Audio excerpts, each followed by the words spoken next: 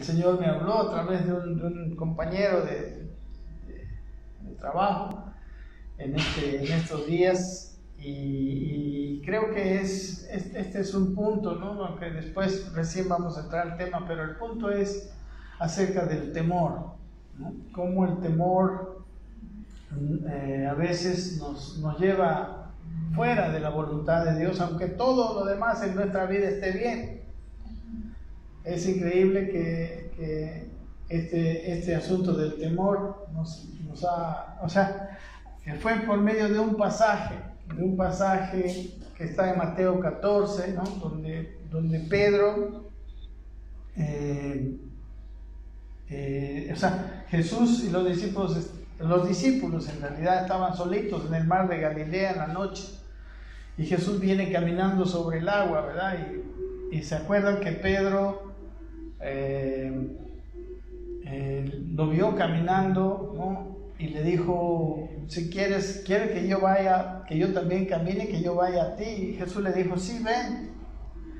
Y Pedro empieza a caminar sobre el agua, ¿verdad? Pero como había un viento fuerte y había una tempestad, ¿no? Le voy a leer solo estos versículos, ¿no? Dice: mas a la cuarta vigilia, está en el versículo 25, dice: Jesús fue a ellos andando sobre el mar. Está Mateo 14.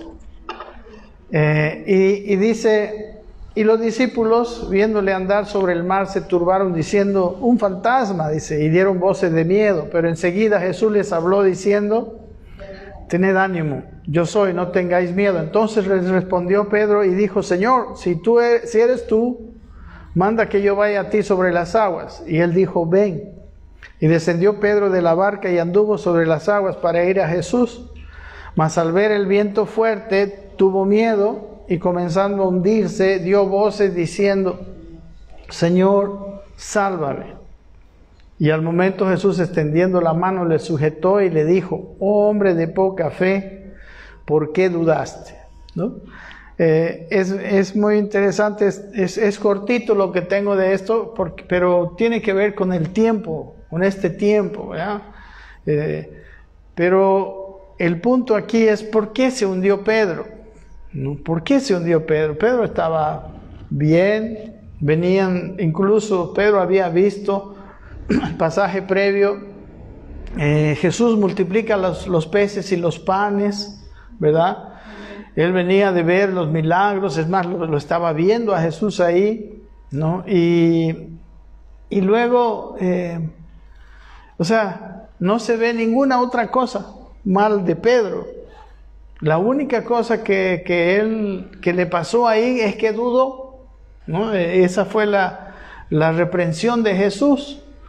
Le dijo: ¿por qué dudaste, verdad, hombre de poca fe? ¿Por qué dudaste?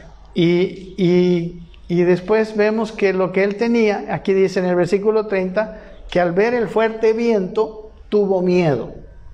Amén. Y bueno, yo creo que muchas veces no entendemos esta situación y nosotros abrimos puertas para caminar mal en esta vida, en este tiempo, por el temor, ¿no? Porque son días muy especiales. Y ahora quiero hablar un poquito acerca de los juicios de Dios, y creo que también tiene que ver con este tiempo. ¿No? En estos días son muy especiales, no los podemos negar. Casi todos nunca estábamos esperando que sucediera lo que está sucediendo, ¿verdad? Y aunque siempre ha habido personas que han hablado del juicio de Dios, que el mundo estaba cada vez más deshumanizado, que las leyes morales, ¿no? que preservan la esencia de la convivencia humana, están siendo trastocadas, ¿verdad? Las leyes que preservan la familia, ¿no? Y bueno, la verdad que como que la humanidad se está dirigiendo apresuradamente hacia una autodestrucción, ¿verdad? Sin mencionar por las cosas, la ecología, ¿no? La contaminación, ¿verdad? El cambio climático debido a eso y todo lo que se ve. Es como que hay una pérdida de rumbo, de la humanidad. Como que la humanidad se ha desviado mucho en este tiempo, en este último tiempo, ¿verdad? Y la verdad es que también como que la humanidad ha tenido muchos recursos. Esto es algo muy interesante. Los recursos, los mejores recursos de cualquier tipo, no estoy hablando solamente de la economía, estoy hablando de la tecnología especialmente, estoy hablando de la comunicación. Todas esas cosas cuando vienen y caen en manos buenas, son muy buenas, ¿no? Pero cuando caen en manos equivocadas también son muy, muy nocivas, ¿no? Muy peligrosas. Y bueno, la verdad que eso es lo que está sucediendo, ¿verdad? Lo que sucede en este mundo, según he estado viendo en la Biblia, ¿verdad? Son condiciones parecidas, ¿no? En varios aspectos con los juicios que cuenta la Escritura, ¿verdad? Que manifiesta la Escritura. Es interesante ver que nosotros ahora, pues, en muchos casos no sabemos por qué, no sabemos qué es lo que está pasando, ¿no? Con esta situación. Y sabe que una de las grandes bendiciones de la Escritura es que la Escritura no solamente nos relata los hechos, sino que la Escritura también nos relata el porqué de los hechos, ¿verdad? Y como vemos un paralelo, nosotros podemos tener a veces podemos decir un entendimiento, ¿no? De lo que está detrás de los juicios que suceden a veces y que ahora, ¿no? En realidad yo estoy seguro, ¿no? Esto es algo muy, muy propio, no digo es palabra de Dios. Simplemente yo tengo una convicción muy personal de que todo esto que está sucediendo es un juicio de Dios, ¿no? Yo creo que la humanidad realmente se ha desviado, ha perdido el rumbo en muchos lugares. Y bueno, estaba encaminándose hacia su destrucción, hacia su autodestrucción. Y como les digo, veo, ¿no? Que en la Escritura se han dado escenarios más o menos parecidos. Claro, en la escala en otra escala, ¿no? Hoy en día la gente que nosotros somos muchos, ¿verdad? Hoy en día hay muchas cosas muy diferentes, pero en el aspecto moral, en el aspecto de la capacidad, ¿no? De autodestrucción que tiene la misma humanidad, estamos nosotros parecidos a los juicios de Dios en la Escritura. Entonces, por eso yo les decía, cuando nosotros vamos a la Escritura y conocemos la Escritura, lo valioso que tenemos al entender, leyendo la Escritura, esos mismos tiempos, es que entendemos qué pasaba, ¿no? ¿Qué era lo que hoy no vemos, la mano de Dios detrás de todo esto? En aquel tiempo Dios nos muestra muchas de esas cosas y eso nos orienta, ¿verdad? Aparte del Espíritu Santo que tenemos en nuestro corazón, que también es el que nos orienta, nos muestra, pero tenemos la Escritura. Por eso el tener el conocimiento de Dios más el Espíritu Santo, ¿no? Hermanos, eso significa para nosotros algo muy precioso, muy maravilloso, porque podemos entender el porqué. Nos acerca para poder interpretar los tiempos, nos acerca para poder tomar algunas decisiones, ¿verdad? Cuánta incertidumbre hay en este tiempo. Por ejemplo, yo aquí, al hacer este mensaje, me fui un poquito a la Escritura y me di cuenta, y quisiera compartir con ustedes, algunas cosas que han tenido los tiempos de juicio en las Escrituras. Y, por ejemplo, un tiempo de juicio, yo estuve escribiendo aquí, dice, es un tiempo donde ciertos males se han generalizado, ¿verdad? A lo malo ha empezado a llamar lo bueno y a lo bueno malo, ¿no? En muchos casos, lo bueno es bien impopular, bastante impopular, y lo malo es lo más normal, lo más corriente, la moda, ¿verdad? Es lo que Y en realidad no, las personas que viven estas situaciones no saben que están haciendo algo malo, porque ¿qué es lo malo del pecado? Bueno, el pecado es una palabra medio... La verdad que la religión la ha desvirtuado, como muchas otras palabras, ¿no? Pero lo malo del pecado es que nos destruye, nos hace infelices, nos atenta contra nosotros mismos. Eso es lo malo. Por eso Dios aborrece el pecado. No es que Dios, no sé, es un santurrón, como sé, no es que un metido ahí en las cosas fuera de contexto. No, el pecado es malo y el pecado hace daño y trae infelicidad, trae situaciones difíciles para la vida de todos los seres humanos, ¿no? Para la convivencia, etc. Entonces, esto ha estado sucediendo. También otra característica de un tiempo de juicio es un tiempo donde la gente inocente es afectada directamente, ¿no? Se le ve haciendo, casi es imposible, ¿no? que la gente inocente pueda vivir, la gente que quiere tener una vida recta, vivir sin corromperse, es casi imposible, ¿no? Realmente, aunque la persona no quiere, en esos tiempos donde Dios ya va a derramar juicio, es que las cosas se ponen imposibles para el que quiera hacer lo recto. Esa es otra característica, ¿no?, de los tiempos de juicio. Un tiempo también donde los niños son afectados, ¿no? Como por ejemplo, bueno, el ejemplo de lo primero que les dije, ¿no? Un tiempo donde lo malo llaman bueno. Por ejemplo, estaba profetizado por Isaías, ¿no? En el capítulo 5 de Isaías dice que su propio pueblo, miren qué triste, ¿verdad? El pueblo de Israel, porque Isaías profetiza no un juicio universal como este que estamos viviendo ahora. En realidad, miren, la pandemia es global. Pero en ese tiempo, su propio pueblo, que supuestamente son los que deberían llevar la verdad al mundo, porque para eso fueron elegidos, ¿no?, y por eso tuvieron los privilegios, ellos estaban llamando a lo bueno malo y a lo malo bueno. Luego, en tiempo donde la gente inocente es afectada, ¿no? Es parecido al tiempo del diluvio. ¿Se acuerdan del tiempo de Noé? Donde dice que había, la tierra estaba llena de violencia. Dice que la tierra, el deseo en el corazón de los hombres era solamente el mal, ¿no? Y era difícil para la gente que quería vivir vidas correctas, era difícil vivirla.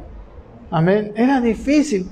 Y yo estoy seguro que Dios, y la Biblia dice que solo vio a Noé y a Noé. En realidad, la única persona que estaba luchando contra esto, y bueno, vino el diluvio universal, ¿verdad? Ese fue un juicio universal. Y creo que ese juicio universal que hubo en ese tiempo es parecido al que nosotros estamos viviendo en este tiempo. Es más, yo creo que Dios tenía planificado, ¿no?, la primera parte de la pandemia, pero en la primera parte no hubo la reacción que él esperaba y hubo un rebrote y no sé cómo será lo que sigue más adelante, solo Dios conoce eso, ¿no? Y como les dijo en tercer lugar, el problema es de los niños, ¿no? ¿Se acuerdan, por ejemplo, cuando Israel estaba en Egipto, ¿no? Ya el faraón estaba haciendo matar a los niños de los hebreos para que no se multipliquen, ¿no? Y en este tiempo también, miren, es muy difícil ahora que los niños sean bien educados. Hay una generalización de un abuso impune, un abuso desde la propia educación, ¿no? La propia educación se está desvirtuando, ¿no? Cada vez es más difícil que los niños puedan formarse como personas buenas, rectas, como, claro, estamos viendo, ¿no? A lo bueno muchas veces se le llama malo, lo que es popular es lo malo, y los hogares están muy afectados, ¿no? Los niños no reciben el cariño que necesitan para vivir vidas, digamos, con una fortaleza moral. Y están llenos de carencias y necesidades internas. ¿Y eso a qué les lleva? A buscar que en el medio, ¿verdad?, entre sus compañeros, ¿no?, ser populares, y lo malo es lo popular, ¿no? Entonces el déficit de cariño que hay en su corazón, lo buscan llenar, ¿no?, siendo populares, haciendo las cosas, siendo payasos, haciendo incluso lo malo, ¿no? Y tristemente eso pasa. Y la verdad que el problema real es el problema familiar, ¿verdad?, donde los padres no le han dado suficiente cariño, donde los padres no han llenado esa necesidad emocional, y también han fallado en el asunto de la educación. Si ustedes se dan cuenta, la ley hablaba que los padres deberían enseñar la ley de día y de noche, en la casa, andando por el camino, que lo escriban en las puertas. Todo eso habla la ley. ¿Y por qué lo habla? No para que hagamos así nosotros, sino lo que está diciendo es que los niños necesitan ser educados en la ley de Dios. Necesitan que los padres, y obviamente no solamente con palabras, sino modelen la ley de Dios a sus hijos. Y cada vez es más difícil, cada vez la vida de este tiempo, ¿no?, está haciendo que las mamás salgan a trabajar, que no haya, bueno, no sé si realmente es que no hay para el sustento, o que realmente se quiera vivir, ¿no?, un nivel de vida, ¿no? Y a veces sacrificamos a estas cosas que la Biblia nos dice que son importantes por la condición económica, ¿no?, por tener un lugar en una condición social. Pero al final de cuentas vemos que la Escritura tiene razón, ¿no? Los niños se van autodestruyendo. Entonces, cuando la vida de los niños es afectada, como el aborto, ¿no?, el sacrificio de niños, miren cómo había en la antigüedad. Israel estaba en Egipto y iba a entrar a la tierra prometida. Y en la tierra prometida, dice la Biblia, que era una tierra donde había tanta maldad, ¿no? La maldad estaba tan grande. Ellos adoraban. Una de las prácticas más terribles era que ellos sacrificaban a sus niños al dios Moloch, ¿verdad? No sé si conocen quién era ese dios Moloch. Era un ídolo hecho no sé si de cobre, ¿verdad?, o de bronce, que lo calentaban, le ponían fuego, ¿no?, ahí a los pies había, y se calentaba el rojo vivo. Y así estaban con sus brazos, y a sus brazos ponían al niño, ¿verdad? O sea, los niños llegaron a ser muy atacados, tremendamente.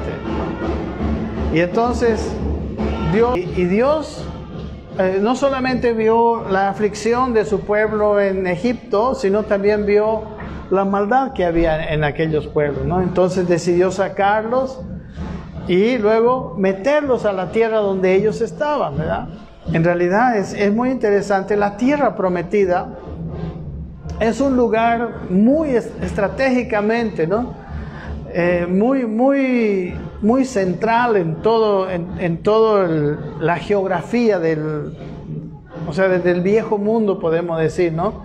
Está entre el Asia Menor, África, no sé, es un lugar muy visible. Y es muy interesante que la peor maldad estaba en el lugar más visible. Y lo que Dios hace es llevar a su pueblo a ese lugar más visible. Y el plan de Dios era que su pueblo llegara a ser como un ejemplo, ¿no?, como una luz para las naciones. y también falló, ¿verdad? Tristemente, durante un tiempo muy corto fueron, ¿no? Esa luz que Dios quería. Entonces, la salida de Egipto y la conquista de la tierra prometida, era tan terrible la maldad que había en aquel lugar que Dios dice que no debían dejar nada. O sea, la conquista debía ser trayendo hasta los niños. O sea, era terrible. Ok, entonces, como les digo, aquí hay varias cosas. Un tiempo de pecado generalizado, ¿no? La cultura llega a ser autodestructiva, ¿no? Cada vez más el estilo de vida es más autodestructivo. Han aparecido palabras como el bullying, por ejemplo, ¿no? Desde niños. Ya tienen que ser controlados porque se hacen mucho daño los niños en esa edad. Y muchas veces la gente, ellos mismos llevan a la edad adulta, llevan todos esos traumas que han sido hechos cuando eran chicos, ¿verdad? Sin contar los abusos de los mayores. Otra característica, entre los muchos que podemos seguir citando, es que Dios ha preservado siempre del juicio a un remanente fiel. Siempre ha habido algunos que han sido librados, han sido salvados del juicio, porque precisamente para protegerlos a ellos venía el juicio, ¿verdad? Y Dios es justo, mis queridos hermanos, y aunque pareciera como que a veces el juicio es total, no. Yo veo también en la Biblia la historia de los inocentes, de las personas que querían vivir bien, como libradas de esos juicios, ¿no? Como por ejemplo Noé y su familia, Lot, ¿no? Cuando la destrucción de Sodoma y Gomorra. Siempre un remanente que Dios ha cuidado, ¿no? En tiempos de juicio, ¿no? Los cautivos, por ejemplo, como Daniel y sus 3 amigos, ¿no? Que a pesar de que ellos fueron llevados cautivos, ¿no? Dios los preservó, y incluso ellos llegaron a ser grandes autoridades, ¿no? del imperio babilónico, etcétera, ¿no? También quiero decirle que Jesús vino, ¿no? Si usted lee bien los evangelios, Jesús vino en un tiempo de juicio. Y Jesús vino, incluso el precursor de Jesús, que fue Juan el Bautista, señalando un tiempo de juicio. Él decía: el hacha ya está puesta, ¿no? A los árboles, y todo árbol que no dé buen fruto será cortado, ¿no? Juan el Bautista vino predicando el arrepentimiento. Su predicación era: arrepiéntanse porque está llegando el Mesías. Y no solamente estaba llegando el Mesías, sino está llegando el juicio, ¿no? Está el Nuevo Testamento y los Evangelios hablan de que Él decía eso: está llegando juicio. Jesús también dijo eso. Jesús mismo predijo el juicio que iba a sufrir Israel y Jerusalén especialmente, ¿no? Y el templo en el año 70. Usted leemos en Mateo capítulo 24 cómo Jesús habla de ese juicio que iba a venir. Amén. Y sabe que, y como estamos diciendo, que siempre el remanente, en primer lugar, Juan el Bautista vino, como dice la Escritura, a preparar el camino del Señor. ¿Cómo es preparado el camino del Señor? Es precisamente predicando el arrepentimiento. Porque las personas que llegan a tener un arrepentimiento, que se arrepienten de sus pecados, de su vida, después podrían recibir al Señor. Amén. Ellos estarían listos. De hecho, de todos los apóstoles, una gran mayoría, por lo menos se conoce unos 8 de los 12, eran anteriormente discípulos de Juan el Bautista. Amén. Amén. Entonces, Juan el Bautista vino y su unción era bien poderosa, ¿no? Era una unción bien fuerte, aunque él hablaba muy duro, ¿no? Generación de víboras. Él predicaba en el desierto, lejos de las ciudades, y estaba lleno de gente, siempre su auditorio era grande. Y su mensaje era duro, pero la gente lo seguía. Y es algo, yo creo, de Dios, ¿verdad? Porque Dios quería ese arrepentimiento, porque las gentes que se arrepintieron con ellos iban a venir e iban a recibir al Señor. Jesús mismo, si ustedes se dan cuenta, no sé si han leído ustedes, para mí era un pasaje bien complicado, no sabía cómo tomarlo. Por ejemplo, cuando él habla de la parábola del sembrador. Después de decir la parábola, de contar el cuentito, ¿no?, del sembrador, podemos decir, los apóstoles vienen y le preguntan. O sea, la multitud escuchó la parábola. Pero después de escuchar la parábola, todos se fueron. Y solo quedaron sus discípulos. Y ahí dice él que él hablaba le preguntaron, ¿por qué hablas por parábolas? Y él dice, para que oyendo no oigan y no se arrepientan. O sea, no sé si ustedes lo han visto eso. ¿Por qué? Porque el juicio tenía que venir. Bueno, él habla de un pasaje, él repite ahí en ese momento las palabras del profeta Isaías, que también, el profeta Isaías era un profeta de juicio principalmente, ¿verdad? Porque fue en tiempos, él estaba profetizando y eso con mucha anticipación de los juicios que iban a venir con los babilonios, ¿no? Bueno, yo puedo mostrarles todo esto en la Escritura, solo que no hay tiempo para cada detalle, pero lo que le estoy diciendo está escrituralmente comprobado, ¿no? Está ahí. Entonces, yo digo que una de las cosas que necesitamos hacer es salir del temor, ¿verdad? El temor es un gran enemigo de la fe, un gran enemigo que nos va a impedir probablemente tener, ¿no?, a Dios, las soluciones de Dios. Permítame, quiero ver aquí, porque eso que pasó con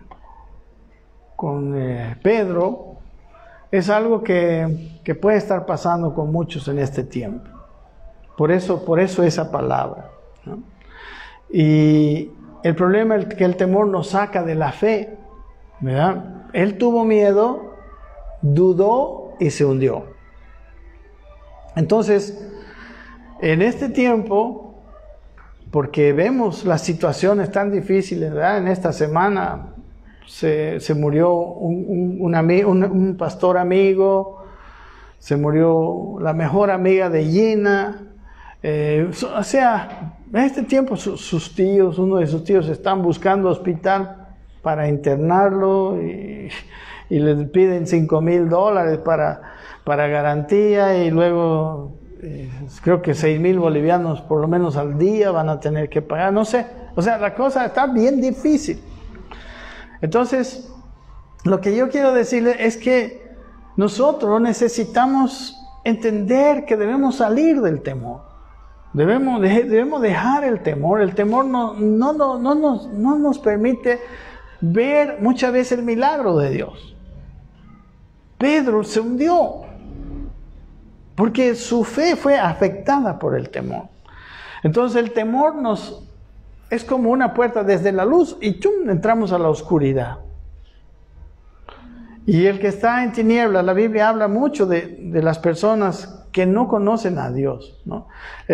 Por ejemplo, en Juan 12:35, les voy a leer algunas cosas que suceden con las personas que no conocen a Dios. Dice 12:35, entonces Jesús les dijo, aún por un poco de tiempo, les dijo, estará la luz entre vosotros. Y miren lo que les dice, andad entre tanto que tenéis luz, para que no os sorprendan las tinieblas. Y dice, porque el que anda en tinieblas no sabe a dónde va. Amén. El que anda en tinieblas no sabe a dónde va.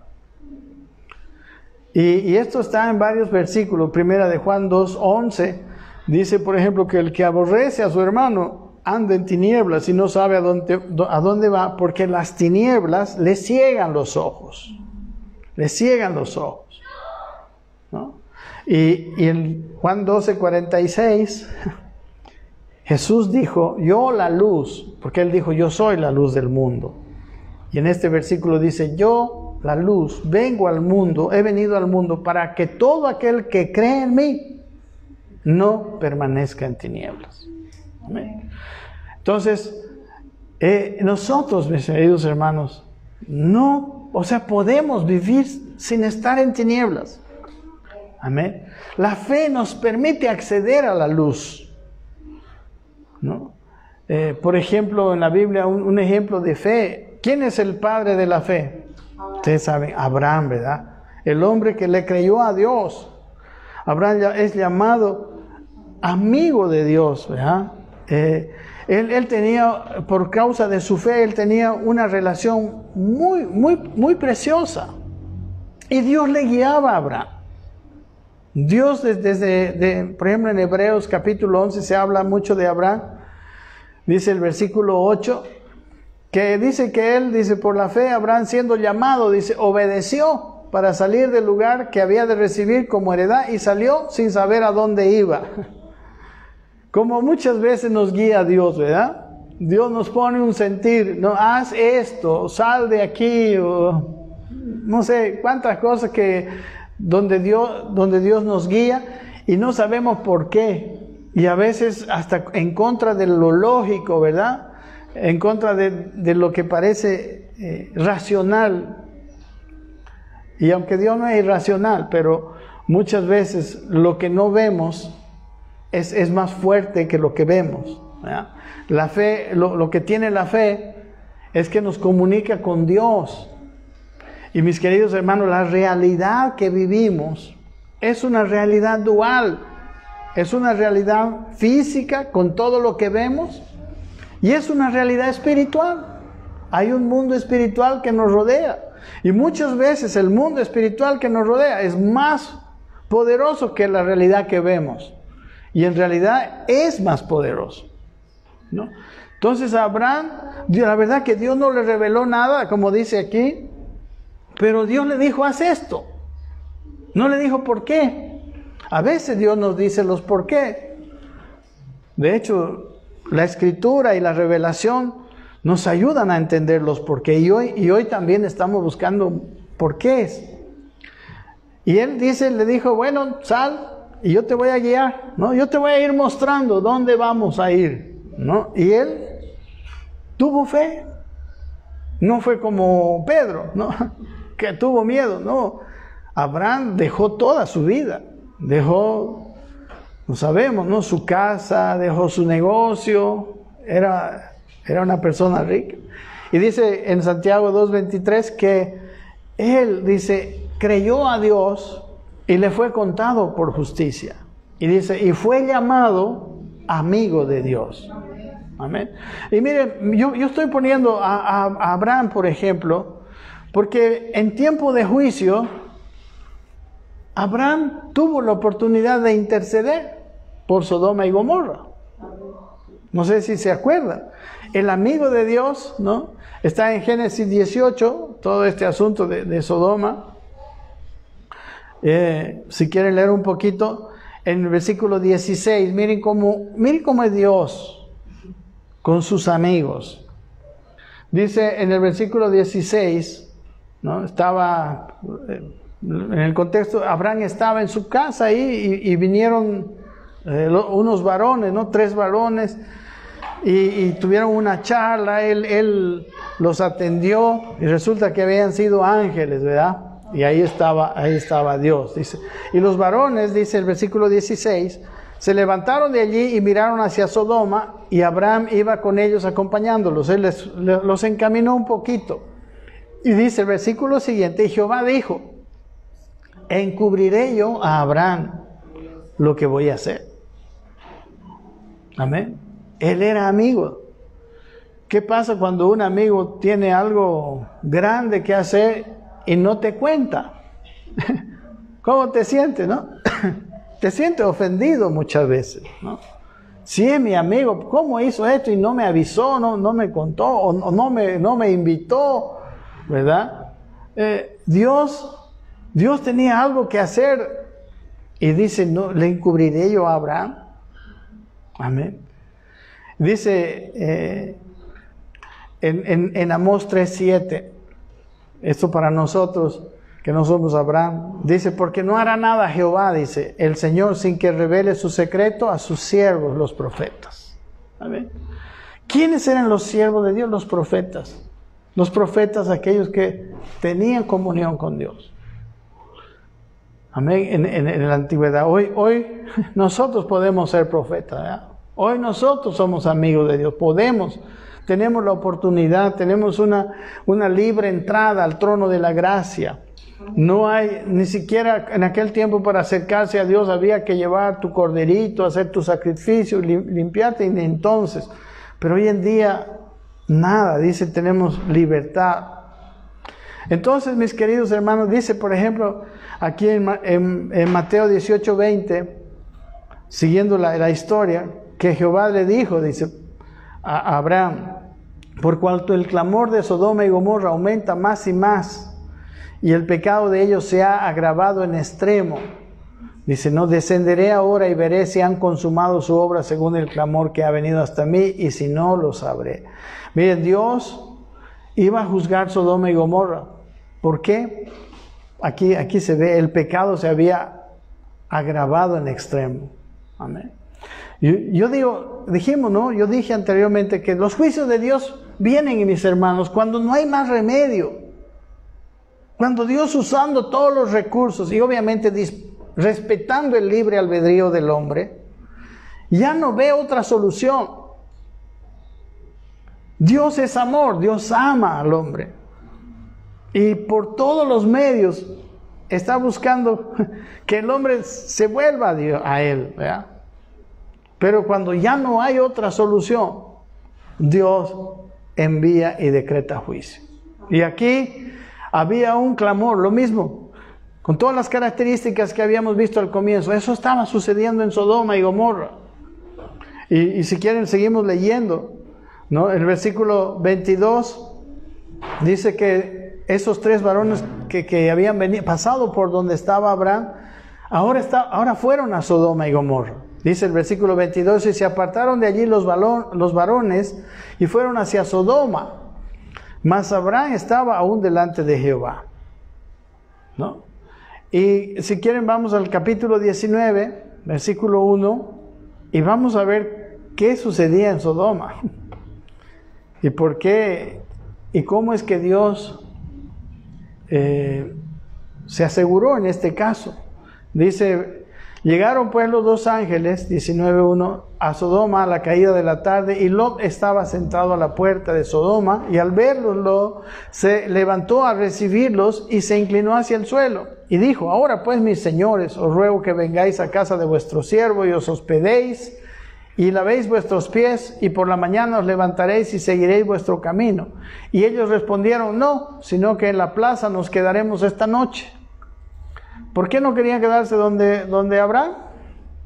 Porque ellos iban a ver cómo estaba la situación, ¿verdad? Ellos fueron los que fueron a ver cómo estaba la situación en Sodoma y en Gomorra. ¿Para qué?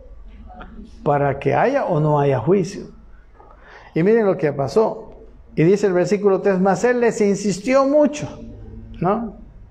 Tanto, miren. Y fueron con él y entraron en su casa y les hizo banquete y coció panes sin levadura y comieron. Pero antes de que se acostasen, rodearon la casa los hombres de la ciudad, los hombres de Sodoma, todo el pueblo junto, desde el más joven hasta el más viejo. Y llamaron a Lot y le dijeron, ¿dónde están los varones que vinieron a ti esta noche? Sácalos para que los conozcamos. Y aquí la palabra conozcamos es la palabra para tener relaciones con ellos, ¿verdad? Sí, y lo van a ver en el contexto. Y dice, entonces Lot salió a la puerta, dice, y cerró la puerta tras sí, el versículo 6. Y dijo, os ruego, hermanos míos, que no hagáis tal maldad. ¿no? Pues si fuera para conocerlo, ¿no? Hola, ¿cómo estás? Yo me llamo. No, no era para eso, era algo grave, ¿no? Tal maldad, dice. He aquí, miren lo que hizo Lot. Ahora, yo tengo 2 hijas que no han conocido varón. Os las sacaré afuera y hacer con ellas como bien os pareciere.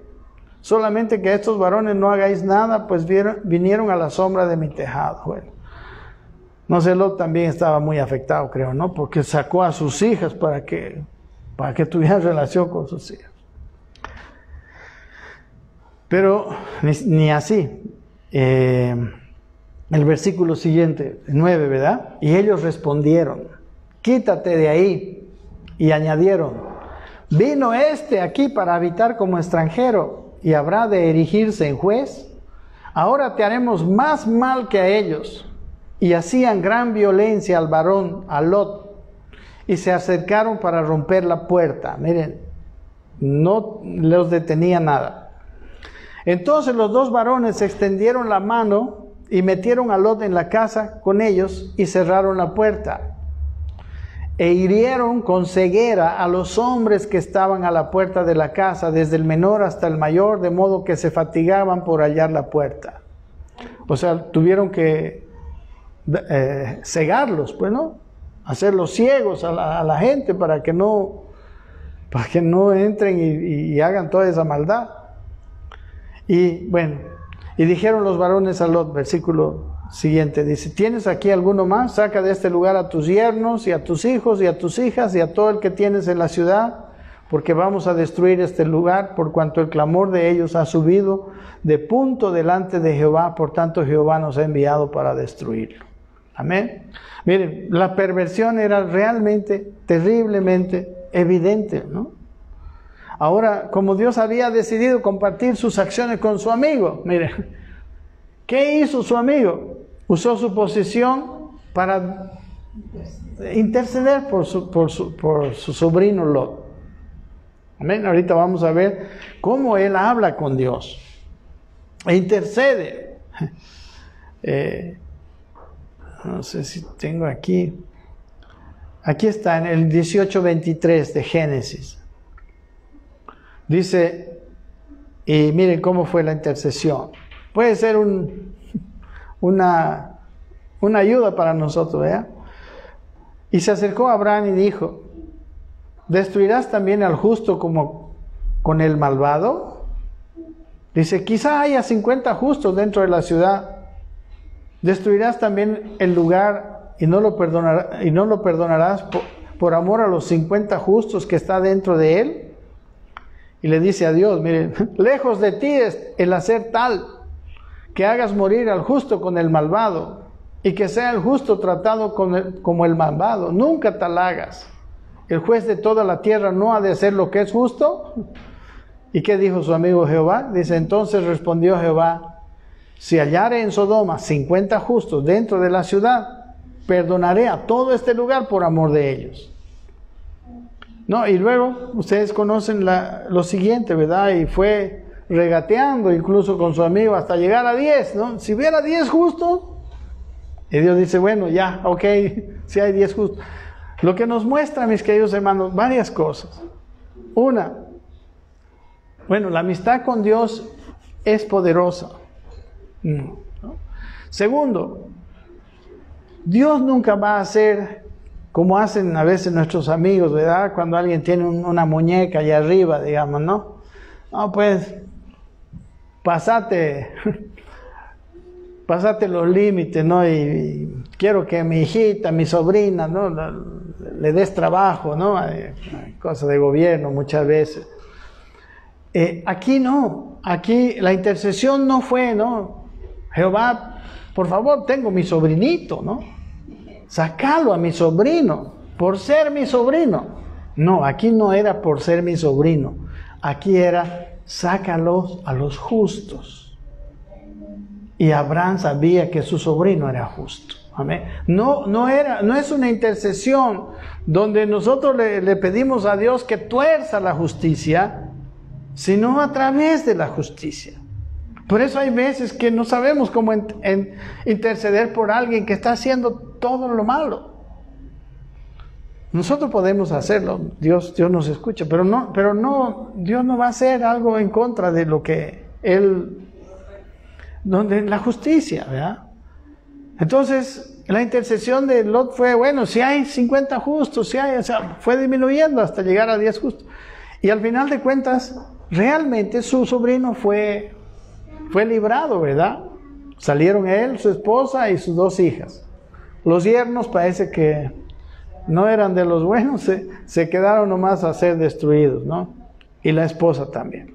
Pero, mis queridos hermanos, ¿qué es lo que tenía Abraham que hacía que fuera amigo de Dios? Él tenía fe.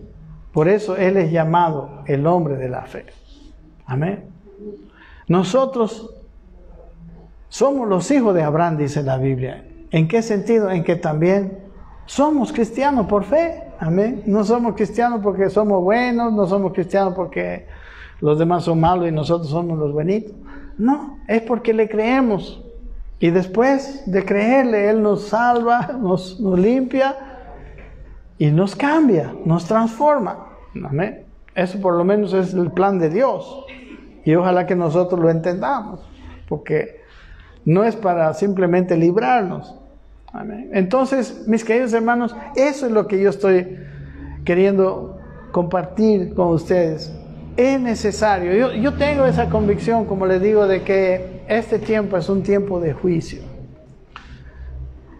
Y creo que Dios quiere librar a sus hijos, ¿verdad? ¿Sabe que en Mateo 24, cuando Jesús habla de que el templo iba a ser destruido, que no quedaría piedra sobre piedra, Él habla de las circunstancias, ¿verdad? que sucederían cuando iba a los romanos, ¿no? que ocurrió en el año 70, iban a destruir ese lugar.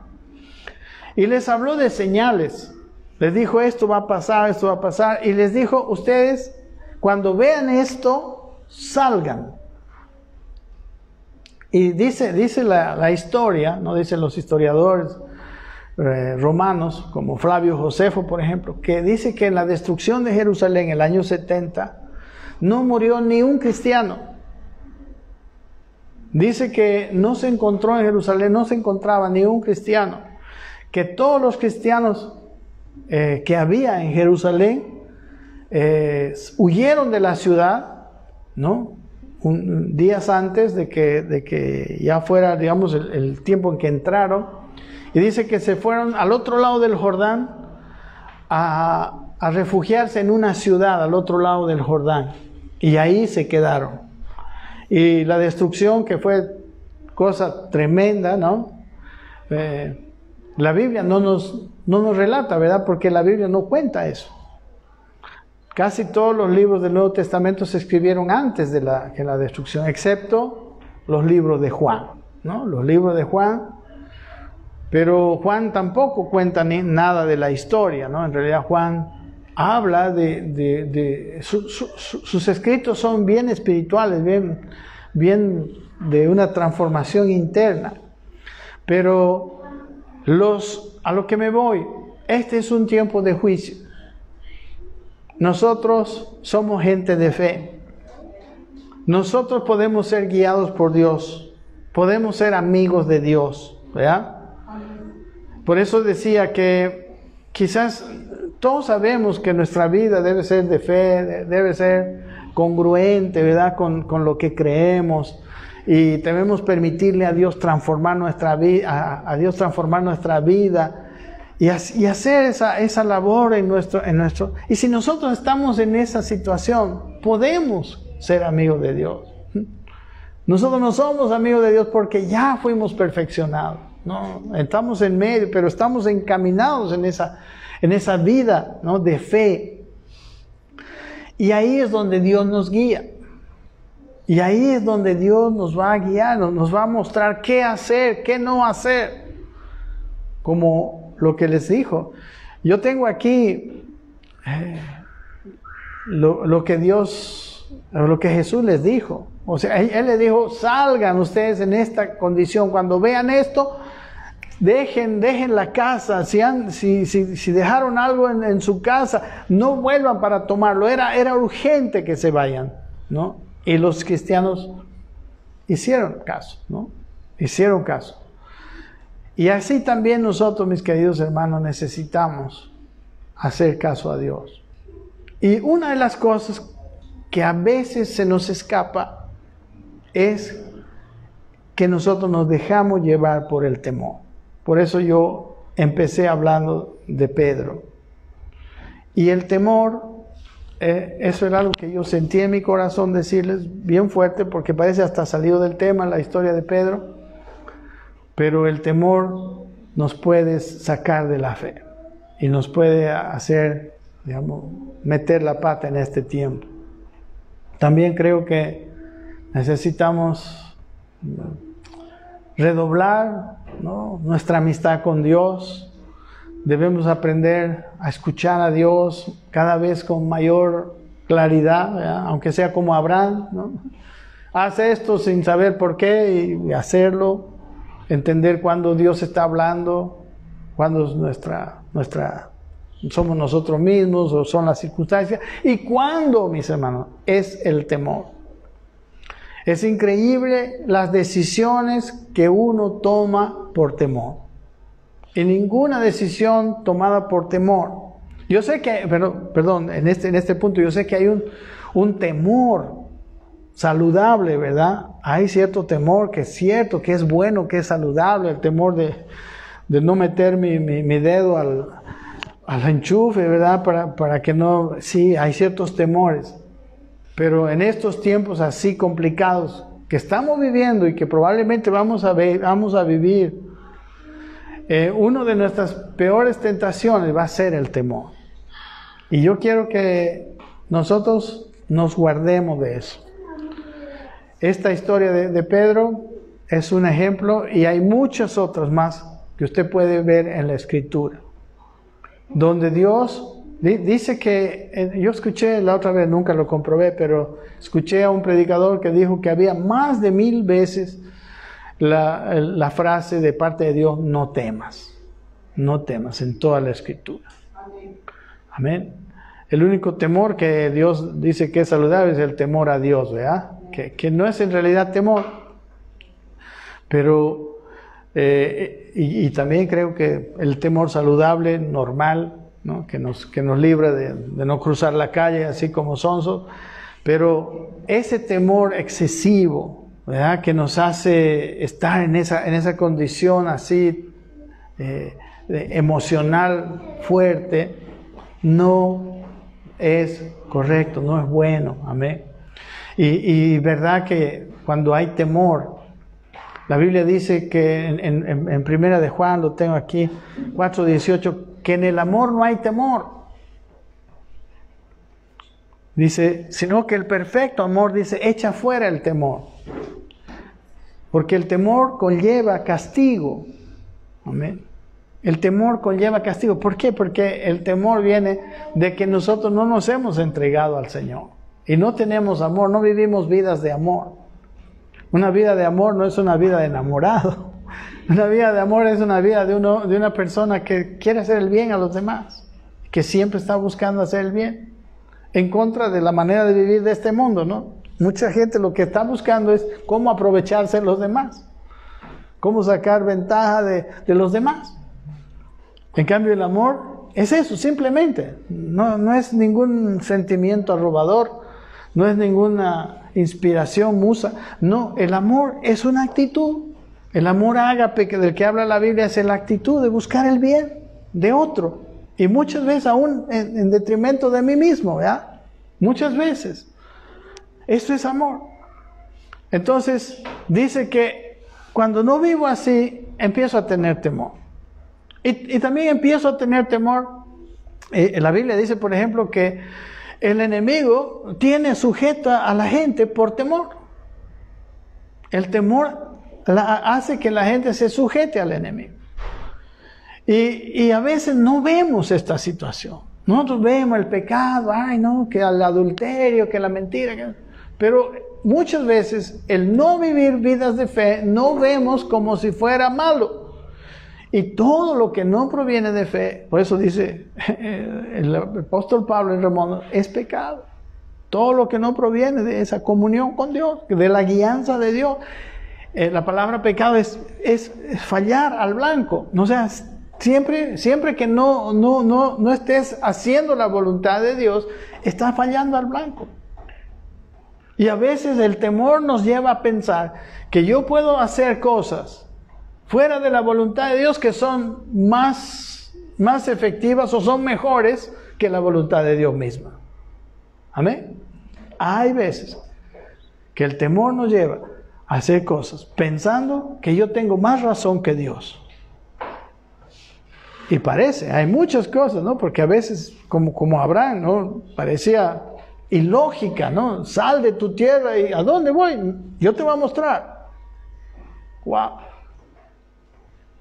Pero el temor nos lleva a muchas complicaciones. Hermanos, yo les estoy hablando de esto porque esto es sentido en mi corazón. Este es un tiempo donde va a venir mucha tentación, podemos decir, de temor.